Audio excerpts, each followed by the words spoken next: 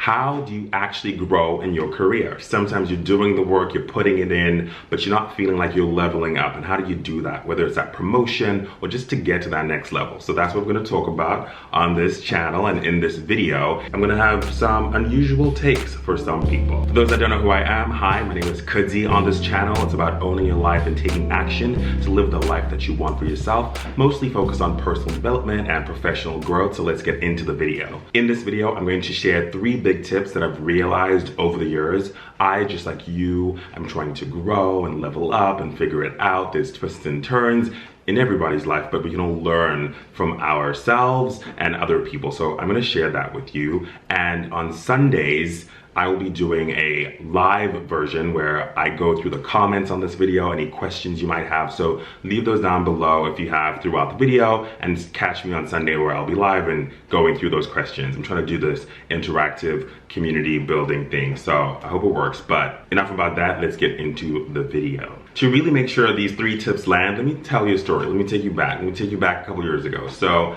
as many of you may or may not know, I used to be an accountant in my past life, I say, but that's a joke. It was actually good for me to have that professional foundation. Professionalism and being client-facing is really important because you just have to level everything up, dot those I's, cross those T's. I was working on a project at a client's office, but it was a new client and it was a small project, so I was mostly there by myself, and I would report back to my manager, you know, intermittently here and there. But I was out there doing the work. It was a new client, so it's a little bit hard to figure out. There were some challenges, some hurdles. I was putting out the fires, getting the work done, you know, shipping that work because you know you have to do the work. But I was realizing like I wasn't really communicating with my manager that much. And while I was doing the work, which is great and good because you know you need to do it, I could tell that I wasn't going to get the recognition that I deserved because I wasn't really communicating in full everything that was happening. So great manager, but if people don't know what you're working on like fully, they just don't know, and you may not get the rating that you want in the performance review or the promotion that you want. So it took a bit of a turn, and I created kind of a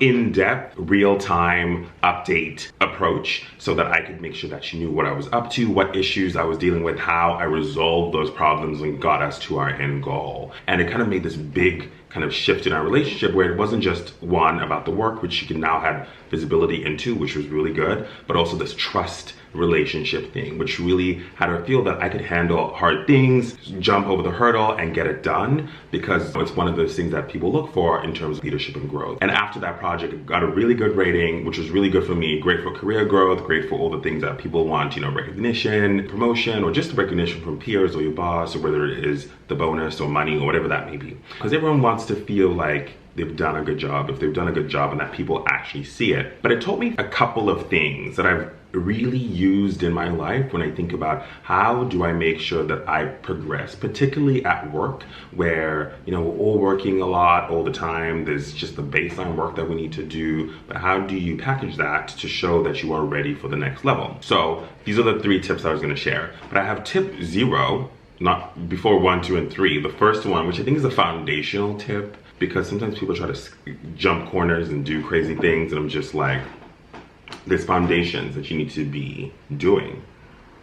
And the foundation is, you need to just do the work. As a baseline, you need to be doing the work and getting it done. Before you try any shenanigans or any kind of approaches, make sure that you're actually doing the job and you're doing it well. So knowing what your goals are, your targets are, your objectives are, however you measure it in your company, make sure you are doing that, because there's nothing, people can't level you up if you're not even at the level that you're supposed to be at. You know what I'm saying? You know what I'm saying? So tip number 1 that you need to do is communication of the results and the process.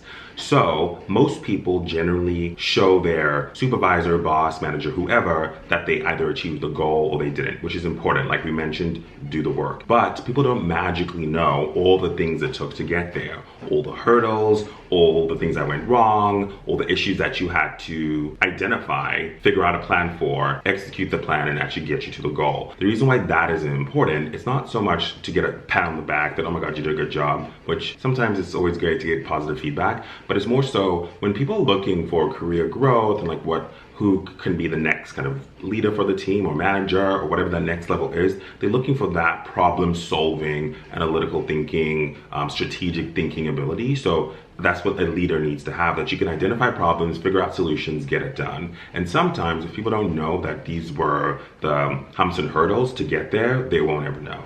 And then step 2 about that is making sure you're able to communicate. So actually communicate what you did in a succinct and clear manner. So I'm not asking for, pages and pages of hurdles and problems, but this was the goal, this was achieved, these are some things we learned along the way, issues we encountered, and this is how we solved them, and other people can learn from them too. Because again, that is a leader quality where you figured it out, yes, but you can also help other people, which I'll get to. And communication is actually a skill that you need to learn. I realize I'm using my hands a lot. Communication is a skill that you need to learn, and we all need to learn how to do that. Some people are more gifted than others. Some of us have to be coached or coach ourselves or Google videos or find those tips and tricks. And there's so many resources online. One book that I do love, this is from a instructor at Stanford who, when I went there for business school, it's a great little book called Speaking Up Without Freaking Out, because not everyone loves or can communicate really easily. They sometimes need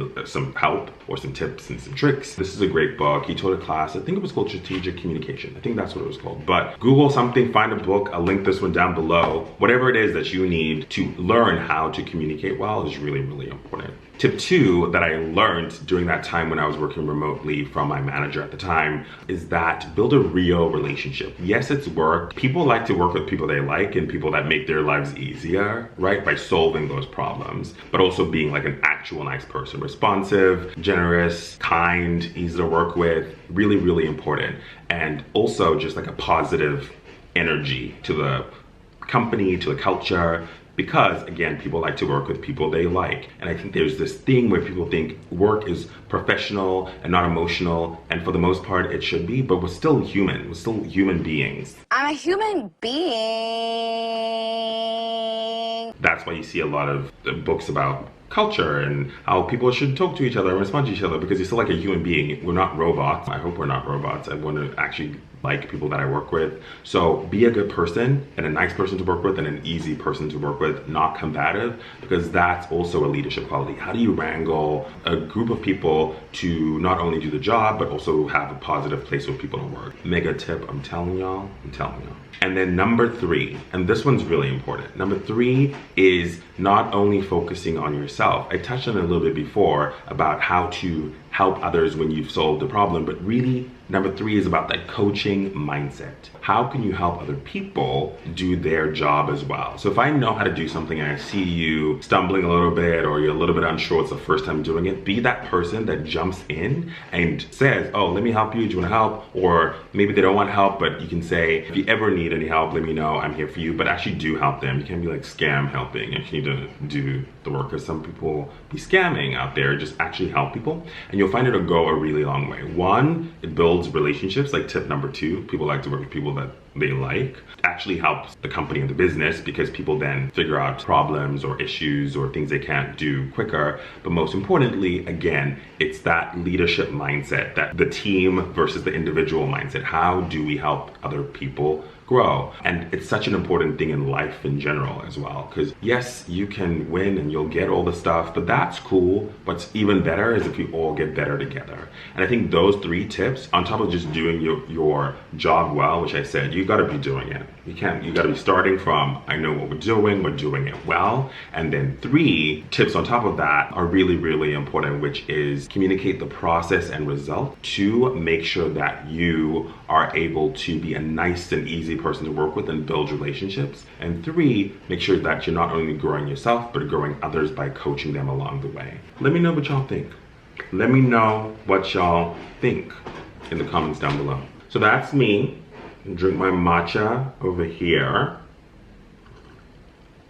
I'm excited to hear what other people think about career progression, the things that you need to level up to the next stage. Please leave your questions and comments down below. Like I said, on Sunday, I'll be doing a live right here where we go through some of those questions and comments and react to them or answer them. And if you have more, join me then. But with that, remember to own your life, take action. You can live the life of your dreams, boo, or achieve that goal. You just have to do it yourself. And I hope this was helpful for you. If you enjoyed watching this video, here are more for you to watch. Enjoy, be amazing. Click the like button, subscribe, everything that we need to do. Share with a friend who needed this, and I'm gonna go.